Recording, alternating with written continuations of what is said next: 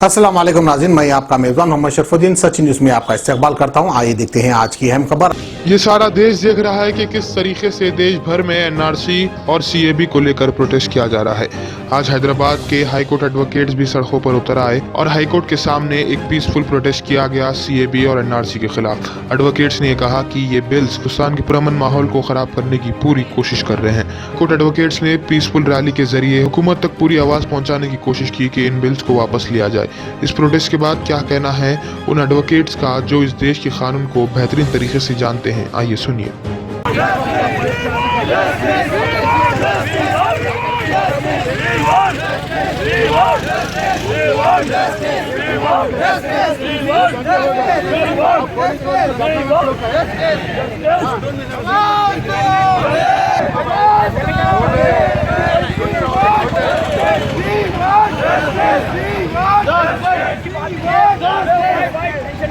Delhi police नहीं है, Telangana central police है, टेंशन की बात नहीं है। माता की जय। ఈ దేశంలో ఉండాలంటే ఈ దేశంలో ఉండాలంటే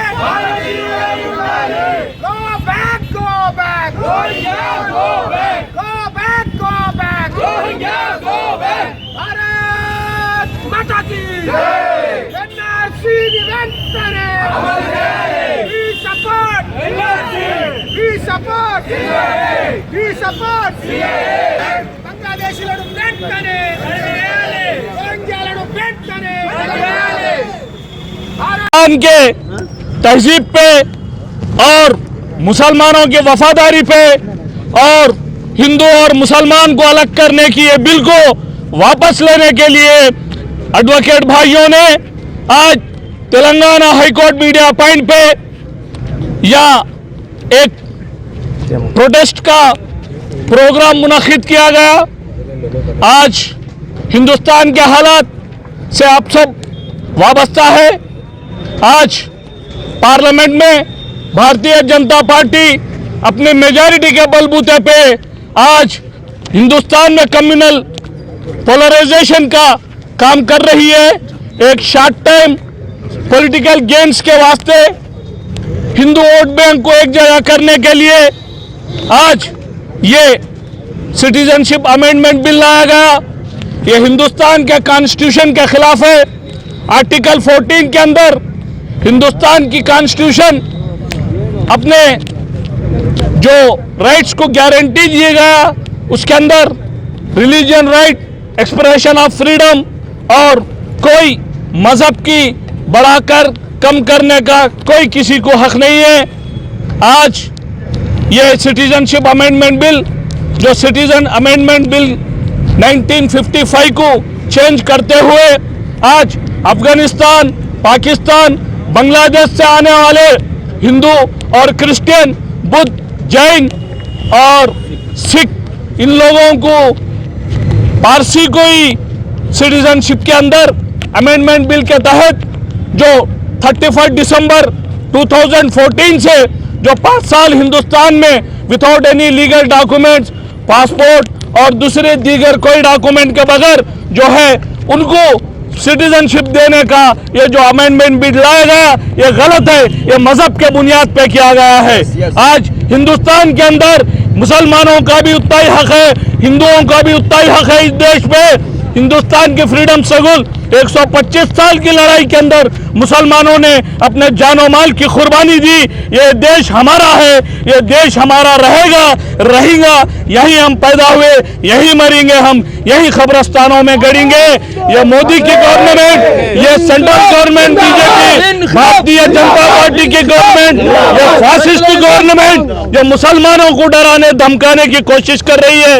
हम डरने और घबराने वाले नहीं है। हम ये बिल के खिलाफ, ये फासिस्ट गवर्नमेंट के खिलाफ जब तक जिंदा हो लड़ेंगे। आज मुसलमानों को 25 करोड़ मुसलमान हिंदुस्तान में आज है और रहेंगे, इनकी तादाद भी और बढ़ेंगी। हम एजुकेशनली, इकोनॉमिकली, पॉलिटिकली हम आगे बढ़ना चाहते हैं। ये फासिस्ट गवर्नमेंट आज हिंदू और मुसलमान की मजहब के नाम पे पोलराइजेशन करके जो सेंट्रल गवर्नमेंट के अंदर, जो पार्लियामेंट के अंदर जो बिल लाया गया, राज्यसभा में जो बिल लाया गया और बिल पास किया गया, आज ईस्टर्न स्टेट्स में लेके आज दिल्ली जामिया मिलिया यूनिवर्सिटी से लेके आज हिंदुस्तान के मुसलमान नौजवान, पूरे स्टूडेंट्स, पूरे पॉलिटिकल ऑर्गेनाइजेशन, जमात इस्लामी, मजलिस इत्तेहादुल मुस्लिमीन, अस्साम में बदरुद्दीन अजमल साहब और पार्लियामेंट में हमारे हैदराबाद के पार्लियामेंटेरियन मजलिस इत्तेहादुल मुस्लिमीन के सदर बैरिस्टर असदुद्दीन ओवैसी साहब ये बिल को फाड़ के, जो साउथ अफ्रीका में जो रेसिज्म के खिलाफ महात्मा गांधी ने जब बिल फाड़ा था, वही काम हमारे पार्लियामेंट के मेंबर असदुद्दीन ओवैसी, वो क्या बैरिस्टर है, बैरिस्टर असदुद्दीन ओवैसी साहब बिल फाड़ के ये बात खुला कर दिया, हिंदुस्तान का मुसलमान ये जो सिटीजन अमेंडमेंट बिल के खिलाफ है, खिलाफ रहेंगे। अमेंडमेंट आया है सिटीजनशिप एक्ट में, ये बहुत बुरा है, कानूनन जो है बहुत ही ख़राब है और ये इसको जो है फौरी विड्रा करना चाहिए, क्योंकि सारे हिंदुस्तान में इसके बारे में एहतजाज हो रहा है, अनरेस्ट हो रहा है, लोगों में इनसिक्योरिटी बढ़ गई है और इसको विड्रा करने से उनको नुकसान कुछ भी नहीं है, हिंदुस्तानियों के इंटरेस्ट में ये विड्रा होगा। और मेरी ये प्रेसिडेंट ऑफ इंडिया से अपील है कि वो जो भी बिल्स पास हो रहे हैं रात में उसको साइन ना करे, पढ़ के लिखे, तो उसको जो है लीगल ओपिनियन लेके वो उसको अलाउ करे। ये मेरी रिक्वेस्ट है प्रेसिडेंट ऑफ इंडिया से। और हमको जुडिशरी पे पूरा भरोसा है कि जो भी गलतियां हैं जुडिशरी की नोटिस में आएंगे और इसको ये लोग ख़त्म कर देंगे। आपका नाम? Mirza Nisar Ahmed Baig, advocate. Advocate. I just want to say that I am a Muslim. I love my country more than anyone else. We have gathered here to protest the CAB and NRC because this is against the basic fabric of the Constitution. It is discriminatory in nature. Our Constitution gives rights as per Article 14, equality before law and equal protection of law. But this bill is against the Article 14. So that's why we have gathered here, and also I condemn the action of the police against the students in Jamia and other AMU and other universities.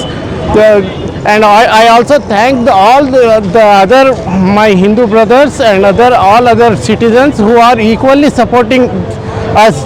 We are together, we live together, we studied together, we played together, we participate in each other's festivals, we love and respect each other. And we are going to die here. Our parents are buried here. We are Indians. We love our homeland. That's all, sir. पैरों में जलन, पैरों का सुंद हो जाना, पेशाब का बार बार आते रहना, नज़र की कमज़ोरी, आम कमज़ोरी और मर्दाना कमज़ोरी, ये सब शुगर और डायबिटीज़ की वजह से होते हैं। और 5, 10, 15, 20 साल तक मुसलसिल गोलियां खाते रहने और इंजेक्शन्स लेने के बावजूद मर्ज और गोलियां बढ़ते ही रहती हैं। मैं हूं Mufeed Khan, certified diabetes educator, NLP consultant और न्यूट्रिशनिस्ट, और हम आपके लिए लाए हैं world famous doctor Biswaroop Roy Chowdhury का reverse diabetes in 72 hour program. इस प्रोग्राम से अब तक हज़ारों लोग इस्तेफादा कर चुके हैं। आप भी शिरकत कीजिए और 72 घंटों के अंदर अपनी दवाओं और बीमारियों से हमेशा के लिए निजात पाइए।